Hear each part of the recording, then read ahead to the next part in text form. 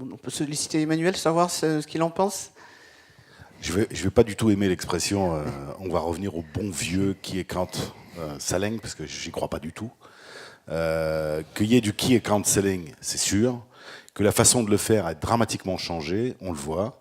Donc aujourd'hui, sur le haut du marché, pour attaquer des comptes cibles, moi par exemple, j'ai expérimenté, on a commencé à faire ça en Allemagne, par exemple, du retargeting sur les comptes clés.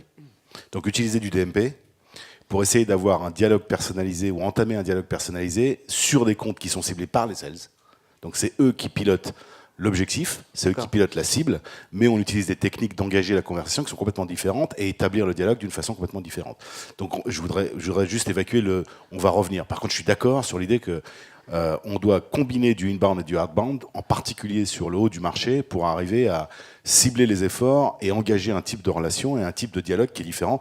Quand je dialogue avec Total, je vais certainement pas avoir le même type de relation, le type d'investissement que lorsque je dialogue avec du SMB. J'ai besoin de faire du volume, l'acte de vente, le coût moyen du deal est pas du tout le même. Donc les investissements sont évidemment pas les mêmes. Et puis la force de frappe, je veux dire que quand je parle avec Total, il y a des gens en face de moi qui ont une armée de personnes qui sont capables d'évaluer des solutions, capables de rentrer dans des schémas stratégiques, ce qui est moins le cas du SMB qui a pas du tout les mêmes besoins.